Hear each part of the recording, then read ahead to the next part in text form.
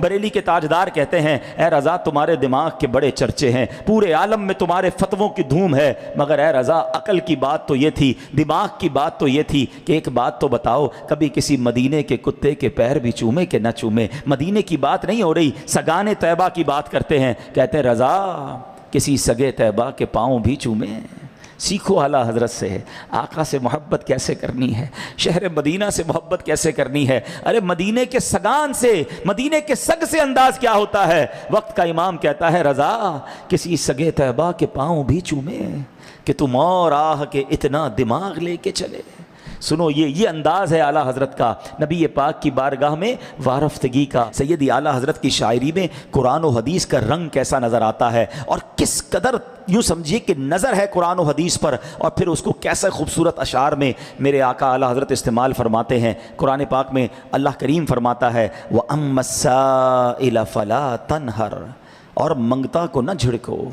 اب سنو اعلیٰ حضرت نبی پاک علیہ الصلوۃ والسلام کو جو رب نے فرمایا اس میں اپنی بات کیسے پیش کرتے ہیں۔ کہتے ہیں یا رسول اللہ کہ آپ کو تو رب نے فرمایا نا کہ سائلوں کو نہ جھڑکو، تو آپ کہتے ہیں حضور میں بھی تو مومن ہوں، میں بھی تو آپ کے در کا سوالی ہوں، مومن ہوں، مومنوں پہ رؤوف الرحیم ہو، سائل ہوں، سائلوں کو خوشی لا نہر کی ہے۔ حضور میں بھی تو منگتا ہوں، اور آپ کو ہمیں تو یہ خوشخبری قرآن سے مل گئی ہے کہ آپ کے در پر جو آئے گا آپ اسے لوٹائیں گے نہیں۔ سنو اللہ قرآن میں فرماتا ہے، بڑی خوبصورت آیت ہے، عاشقان رسول تو اس آیت کو بار بار پڑھتے ہیں کیونکہ اس میں مدینے بلایا گیا ہے، اس میں مجرموں کو راستہ دکھایا گیا ہے۔ اللہ قرآن میں فرماتا ہے وَلَوْ أَنَّهُمْ إِذْ ظَلَمُوا أَنفُسَهُمْ جَاءُوكَ فَاسْتَغْفَرُوا اللَّهَ وَاسْتَغْفَرَ لَهُمُ الرَّسُولُ لَوَجَدُوا اللَّهَ تَوَّابًا رَحِيمًا، اگر جب وہ اپنی جانوں پر ظلم کریں تو اے محبوب تمہارے حضور حاضر ہوں، پھر اللہ سے معافی چاہیں اور رسول ان کی شفاعت فرمائیں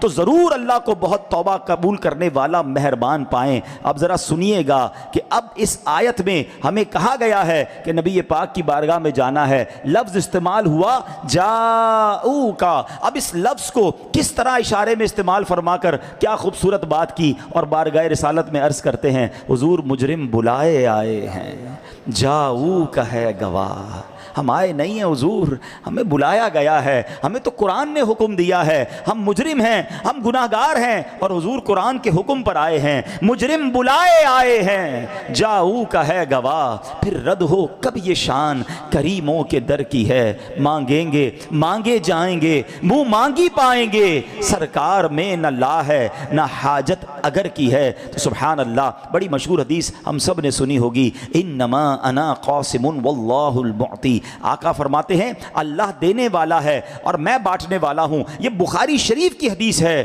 اب میں آپ سے کہتا ہوں سنو میرے رضا کی حدیث پر نظر، آپ کہتے ہیں رب ہے معطی، یہ ہیں قاسم، رزق اس کا ہے، کھلاتے یہ ہیں۔ سبحان اللہ، اعلیٰ حضرت کی شاعری پڑھیں، آپ کے علم میں اضافہ ہوگا، علم حدیث میں پختگی آئے گی، علم القرآن میں انشاءاللہ اس کا نور آپ کو نصیب ہوگا۔ اور سبحان اللہ، میرے اعلیٰ حضرت کی شاعری جو خاص طور پہ ہدایت کی بخشش ہے وہ تو عشق رسول کا منبع ہے۔ ایک ایک شعر جو ہے اگر بندہ اس میں غوطہ لگائے تو یاد رسول میں تڑپا دینے والا کلام ہے۔ میں کس کس شعر کی اور کس کس کلام کی بات کروں، اعلیٰ حضرت کے کچھ تخیل کی بات کرتے ہیں۔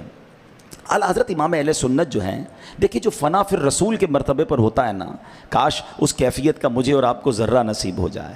ہم کسی باغ میں جاتے ہیں، کسی خوبصورت جگہ پر جاتے ہیں، لوگ کہتے ہیں یار ذرا فریش ہونے کے لیے گرینری والی جگہ پہ چلے جاؤ، پر فضا مقام پہ جاؤ تو طبیعت فریش ہو جائے گی۔ مگر میرے رضا کا عشق رسول دیکھیں، انہیں ہر خوبصورتی میں نبی پاک کی یاد نظر آتی ہے، نبی پاک کی یاد ستاتی ہے۔ ہو سکتا ہے بریلی کے تاجدار نے بھی گلشن دیکھا ہوگا، کسی باغ میں گئے ہوں گے اور قلم اٹھا کر لکھتے ہیں انہی کی بو مایہ سمن ہے، انہی کا جلوہ چمن چمن ہے، انہی سے گلشن مہک رہے ہیں، انہی کی رنگت گلاب میں ہے۔ اللہ اکبر، گلاب دیکھا تو بھی محبوب کی یاد آتی ہے۔ کبھی کبھی ٹھنڈی ہوا چلتی ہے، ہمیں لگتا ہے بڑی فریش ایئر ہے، آج موسم بڑا اچھا ہے، مگر سنو جو عشق رسول کے اس لیول پر ہو نا، جو فنا فی الرسول کے مرتبے پر ہو، اس سے ٹھنڈی ہوا میں بھی مدینے کی ہوا یاد آتی ہے۔ وہ کیا کہتے ہیں، کیا مدینے سے صبا آئی کہ پھولوں میں ہے آج، یہ جو ٹھنڈی اور میٹھی اور خوشبودار ہوا چل رہی ہے، لگتا ہے ہوا مدینے سے آئی ہے۔ کیا مدینے سے ہوا آئی کہ پھولوں میں ہے آج کچھ نئی بو، بھینی بھینی پیاری پیاری واہ واہ۔ آج اعلیٰ حضرت کہہ رہے ہیں کہ یہ جو ہوا بھینی بھینی چل رہی ہے نا، لگتا ہے آقا کے گنبد کو چوم کر آئی ہے۔ سنو، یہ وہ عشق رسول ہے جس کی جھلک اللہ کرے ہمارے کردار میں جھلکے۔ ہم بھی چاند دیکھتے ہیں، ہم بھی آسمان دیکھتے ہیں، ہم بھی اس کی بعض اوقات خوبصورتی کا ذکر کرتے ہیں، مگر سنو، جو بریلی کے تاجدار چاند کو دیکھتے ہیں، جب وہ آسمان کو دیکھتے ہیں، اور چاند کی کئی کیفیات ہیں، ٹھیک ہے نا۔ چاند جو ہے، ایک تو ہے پہلی رات کا چاند جس کو کہتے ہیں ہلال، کریسنٹ، بڑا خوبصورت لگتا ہے۔ کبھی کبھی لوگ کہتے ہیں یار کتنا اچھا لگ رہا ہے پہلی رات کا چاند، مگر میرے رضا نے بھی کبھی پہلی رات کا چاند دیکھا ہوگا۔ اور سنو اعلیٰ حضرت کا تخیل، آپ کہتے ہیں یہ چاند جو پہلی رات کا ہے یہ تو کشکول جیسا لگ رہا ہے، یہ تو پیالہ لگ رہا ہے، اور اب آپ چاند سے کہتے ہیں چاند تیرا مہینہ شروع ہو گیا ہے، پورا مہینہ تجھے چلانا ہے نا، ایسا کر جلدی آ اور آقا کے در سے پورے مہینے کی خیرات لے جا۔ سنو کیا لکھتے ہیں، بھیک لے سرکار سے لا جلد کاسا نور کا، بھیک لے سرکار سے لا جلد کاسا نور کا، ماہ نو طیبہ میں بٹتا ہے مہینہ نور کا۔ کہتے ہیں یہ چاند سورج بے شک نورانی ہوں گے، مگر یہ صدقہ کس کا ہے؟ فرماتے ہیں یہ جو مہر و ماں پہ ہے اطلاق آتا نور کا، یہ جو مہر و ماں پہ ہے اطلاق آتا نور کا۔ آقا بھیک تیرے نام کی ہے استعارہ نور کا، دیکھ ان کے آگے نازیبا ہے دعویٰ نور کا۔ اعلیٰ حضرت تو چاند سے بات کرتے ہیں، کبھی سورج سے ذکر کرتے ہیں، فرماتے ہیں سورج ٹھیک ہے تو بڑا چمکدار ہے، مگر آقا کی بارگاہ کے سامنے یہ دعویٰ اچھا نہیں، دیکھ ان کے آگے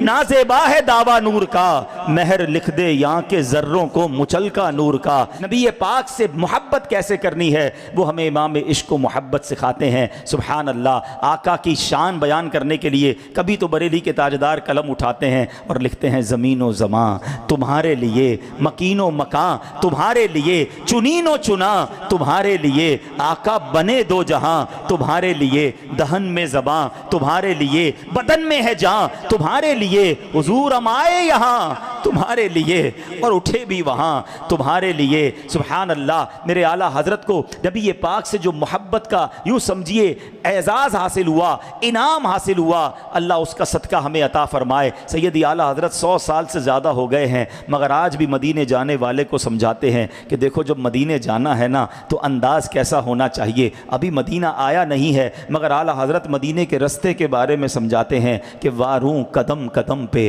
ہر دم ہے جان نو، یہ راہ جاں فضا میرے مولا کے در کی ہے۔ سنو مدینے کا رستہ ہے، پتہ ہے کدھر جا رہے ہو؟ ہاں ہاں رہے مدینہ ہے، غافل ذرا تو جاگ، او پاؤں رکھنے والے یہ جا چشم و سر کی ہے۔ جب زائر مدینے پہنچتا ہے پھر بریلی کے تاجدار جھنجھوڑتے ہیں کہ معراج کا سما ہے، کہاں پہنچے زائروں کرسی سے اونچی کرسی اسی پاک در کی ہے۔ آقا کے دربار میں پہنچ گئے، اب بتا رہے ہیں اپنے گناہ یاد کرو، شرمندگی کا اظہار کرو اور عرض کرو اف بے حیائیاں کہ یہ منہ اور تیرے حضور، ہاں تو کریم ہے، تیری خو در گزر کی ہے۔ آقا آئے نہیں بلائے گئے ہیں، مجرم بلائے آئے ہیں، جاؤ کا ہے گواہ، پھر رد ہو کب یہ شان کریموں کے در کی ہے۔ دنیا میں جب کوئی بھیک مانگتا ہے اس کا مورال ڈاؤن ہو جاتا ہے، اس کی جناب خود اعتمادی ختم ہو جاتی ہے۔ بھکاری کب خوش ہوتا ہے؟ بھیک مانگنے میں تکلیف ہوتی ہے۔ سنو میرے رضا بتاتے ہیں ایک بھیک ایسے ہے جس کا مزہ بھی بہت ہے۔ ارے بھیک کا مزہ کہاں سے آیا؟ بھکاری کو لطف کیسے آنے لگ گیا؟ آپ کہتے ہیں لب واہ ہیں آنکھیں بند ہیں پھیلی ہیں جھولیاں، لب واہ ہیں آنکھیں بند ہیں پھیلی ہیں جھولیاں، کتنے مزے کی بھیک تیرے پاک در کی ہے۔ ارے بھیک کب سے مزے کی ہو گئی؟ ارے سنو یہ بھیک اس لیے مزے کی ہے، بھکاری کہاں کا ہوں، اس گلی کا گدا ہوں میں جس میں مانگتے تاجدار پھرتے ہیں۔ ارے تاجداروں کو تاجداری یہاں سے ملتی ہے، بادشاہوں کو بادشاہی یہاں سے ملتی ہے، تو اس در کا میں بھی بھکاری بنا تو مزہ کیوں نہیں آئے گا؟ اور سنو ادھر بہت زیادہ مانگنا نہیں پڑتا، گر گڑانا یا التجا کا بہت زیادہ نہیں کرنی پڑتی۔ کتنی جلدی دعا قبول ہوتی ہے، کتنی جلدی سنی جاتی ہے۔ آپ کہتے ہیں منگتا کا ہاتھ اٹھتے ہی داتا کی دین تھی، دوری قبول و عرض میں بس ہاتھ بھر کی ہے۔ اچھا یہ مت سوچنا کتنا مانگنا ہے، کیونکہ کریم ایسا ملا کہ جس کے کھلے ہیں ہاتھ اور بھرے خزانے، بتاؤ اے مفلسوں کہ پھر کیوں تمہارا دل اضطراب میں ہے۔ ارے اس کے در پہ آئے ہو جہاں اگر مگر نہیں ہے، اتنا ہے کہ تمہاری جھولی میں جگہ نہیں ہے، جبھی تو کہتے ہیں مانگیں گے مانگے جائیں گے منہ مانگی پائیں گے، سرکار میں نہ لا ہے نہ حاجت اگر کی ہے، ارے مانگی جاؤ، ادھر تو بہت کچھ دینے والے ہیں۔ اللہ اکبر۔ میرے پیارے اسلامی بھائیوں، وہ کون سا انداز ہے جو سیدی اعلیٰ حضرت کے دربار سے سیکھنے کو نہیں ملتا؟ اچھا ایک اور بات سمجھنی ہے، اشعار تو اتنے ہیں کہ آج میں میرا خیال ہے کئی اور گھنٹوں تک بیان کرتا رہوں، ختم نہیں ہوں گے، اور باتیں ہی ختم نہیں ہوں گی، کیونکہ نبی پاک کا ذکر تو بڑوں نے کیا اور سبھی عاجز نظر آئے۔ بریلی کے تاجدار نے بھی ایک بار کوشش کی، ایک کلام میں تو یہی ڈھونڈتے رہے کہ آقا کو کہنا کیا ہے، تصور جانا میں گم ہے، قلم اٹھایا، وہ شخصیت جس کے پاس الفاظ کا ذخیرہ ہے، وہ شخصیت جس کے علم کے بڑے بڑے مفتیان کرام اور علماء قائل ہیں، مگر وہ یہ لفظ نہ ڈھونڈ سکا کہ نبی پاک کی شان میں لکھنا کیا ہے۔ کبھی کہتے ہیں سرور کہوں کہ مالک و مولا کہوں تجھے۔ اگر اس کلام میں غور کریں نا، اعلیٰ حضرت یہ ڈھونڈ رہے ہیں کہ کہنا کیا ہے، عرض کیسے کرنی ہے۔ سرور کہوں کہ مالک و مولا کہوں تجھے، باغ خلیل کا گل زیبا کہوں تجھے، تیرے تو وصف عیب تناہی سے ہیں بری، حیران ہوں میرے شاہ میں کیا کیا کہوں تجھے، اللہ رے تیرے جسم منور کی تابشیں، اے جانے جام اے جانے تجلا کہوں تجھے۔ پھر خود ہی کہتے ہیں کہہ لے گی سب کچھ ان کے ثنا خاں کی خاموشی، چپ ہو رہا ہوں کہہ کے میں کیا کیا کہوں تجھے، لیکن رضا نے ختم سخن اس پہ کر دیا، خالق کا بندہ خلق کا آقا کہوں تجھے۔ تو کلام تو بہت سارے ہیں، مگر ایک اور بات بڑی سیکھنے والی ہے کہ عشق جو ہے نا وہ بغیر اطاعت کے کمپلیٹ نہیں ہوتا۔ ہاں عشق ایسا نہیں ہو سکتا کہ میں کہوں میں محبت بھی کسی سے کرتا ہوں اس کی بات بھی نہ مانوں۔ عشق اور اطاعت یہ لازم و ملزوم ہے۔ اگر آپ اور ہم بھی عشق رسول کا دعویٰ کرتے ہیں نا تو یہ بھی تو چیک کرو کہ جس سے عشق کا دعویٰ ہے اس کی اطاعت بھی ہے کہ نہیں، اس کی فالوورشپ ہے کہ نہیں۔ عشق کسی سے دعویٰ ہے اور ماننی کسی اور کی ہے، یہ عشق نہیں ہے۔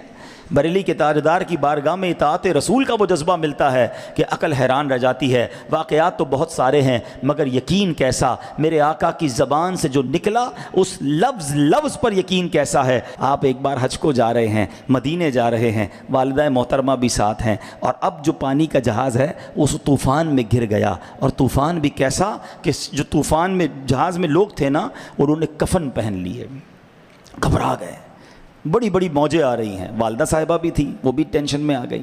آپ کہتے ہیں ماں جی کچھ نہیں ہونا، جہاز کو کچھ نہیں ہونا۔ مزید تسلی دینے کے لیے فرمایا میں خدا کی قسم کھا کر کہتا ہوں جہاز کو کچھ نہیں ہونا۔ اب ماں جانتی تھی اتنے بڑے عالم دین ہیں، قسم کھا لی انہوں نے۔